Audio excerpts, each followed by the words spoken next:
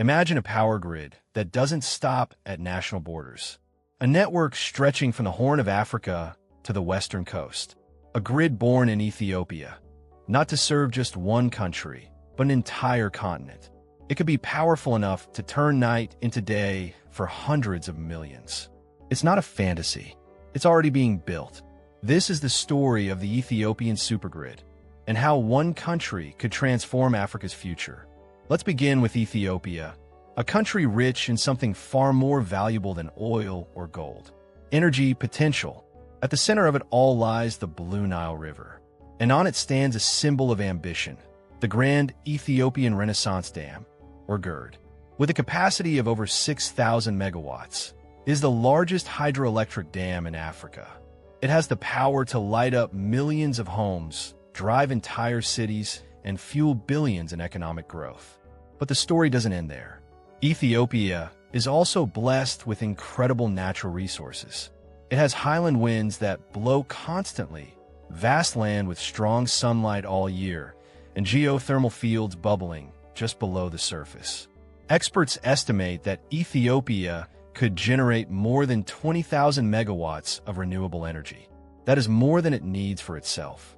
Enough to export. Enough to change lives far beyond its borders. Now here's the problem.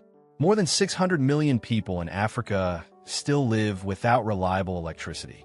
That's nearly half the population of the entire continent. Many rely on diesel-powered generators. Blackouts are common. In some places, homes go dark as soon as the sun sets. The continent is full of countries rich in energy potential, but poor in energy connection. Most African nations are like islands when it comes to power. Disconnected, dependent, vulnerable. And that's exactly what the Ethiopian supergrid hopes to change. Ethiopia is already building the solution. High-voltage direct current lines, called HVDC, can move electricity thousands of kilometers with very little loss. One of those lines already connects Ethiopia to Kenya, with the capacity to carry 2,000 megawatts. More connections are underway, to Djibouti, to Sudan, to Uganda, South Sudan, and eventually even West Africa. This is not just energy trading. It's about regional integration. It's about building a backbone for African development, a true energy highway. If it works, the impact will be massive. Cleaner power, cheaper power, more stable power for homes, hospitals, and industries. But of course, big dreams come with big costs. The GERD alone cost nearly $5 billion. Building a full continental supergrid could cost up to $20 billion more. Where will that money come from?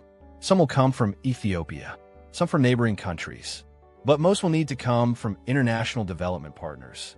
And money isn't the only obstacle. There's politics. Energy means influence. It means leverage. And some countries may worry about depending on Ethiopia for something so critical. Egypt, for example, has expressed concerns over GERD's control of the Nile waters. Other countries may fear being too dependent on one supplier. And then there's the question of trust. Can countries agree on fair pricing?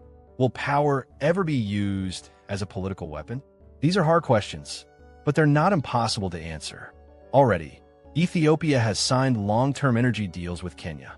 Talks with Sudan are in progress, and more countries are beginning to see that the benefits may outweigh the risks. If the Ethiopian supergrid succeeds, the impact on everyday life will be real and powerful. A hospital in Uganda can finally operate around the clock. A child in Rwanda can study at night without a candle.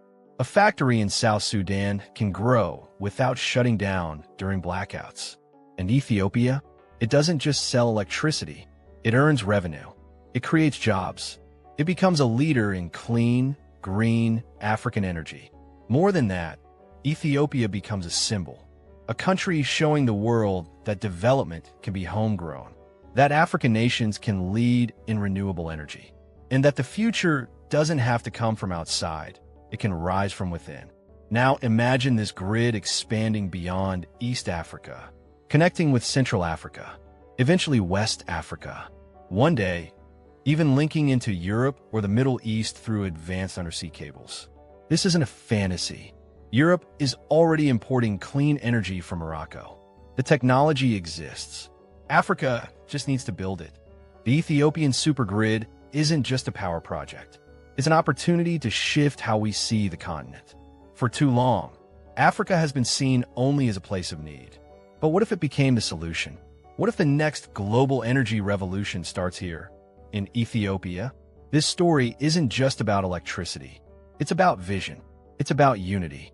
It's about what happens when one country dares to lead. The question is, will the world support it? Will African leaders unite around it? Will this be remembered as the start of something greater? Or will politics and delay stop the dream before it takes off? That choice is still in front of us, and the future is still unwritten. What do you think? Can Ethiopia light up half of Africa? Let us know in the comments. And if you want more bold, untold stories of transformation, you know what to do. Subscribe and stay curious.